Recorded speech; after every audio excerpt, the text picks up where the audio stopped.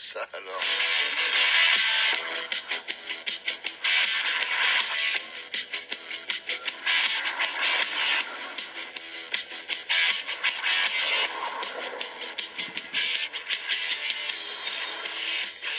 On peut rencontrer les acheteurs publics et les acheteurs privés en ayant beaucoup de constructeurs, mais aussi d'énergéticiens qui viennent dialoguer au sens large des voitures écologiques, que ce soit les voitures électriques, mais aussi tout ce qui est d'autres types de carburation, le 85, le biocarburant, le GNV, le GPL, qui sont bien sûr au cœur de nos préoccupations.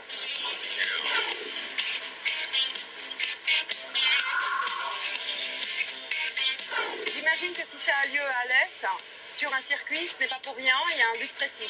Si ça a lieu à Alès, c'est parce qu'il y a un superbe circuit sur ce pôle mécanique, qu'il ne faut pas que tout s'organise à Paris, et surtout que l'objectif de ces rencontres, c'est que les gens essayent les voitures. Donc c'est pas un salon, c'est un lieu de débat, c'est en même temps un lieu où on voit les voitures, mais surtout on peut enfin les essayer et rouler avec. La particularité de cet événement, c'est qu'effectivement, il est possible d'essayer des voitures, mais surtout des voitures qui, pour certaines, roulaient pour la première fois en France. La Honda FCX Clarity, à pile à combustible, une voiture souvent vue dans des salons. Nous avons pu essayer, cette voiture se conduit comme une voiture électrique, mais sa technologie est différente. Alors la voiture, d'abord, c'est une voiture électrique.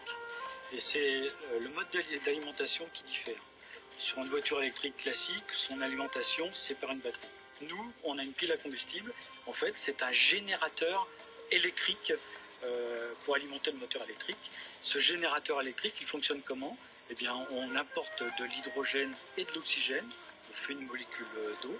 Faisant cette molécule d'eau, on crée de l'électricité. Et cette électricité, on va l'exploiter pour aller déplacer la voiture avec le moteur électrique.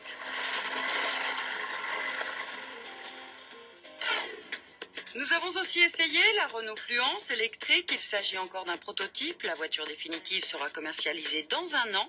Son autonomie est de 160 km et elle est équipée de batteries lithium-ion. Peugeot en parle depuis plusieurs années. L'hybride diesel roule enfin. La 3008 hybride, elle sera elle aussi commercialisée à partir de 2011.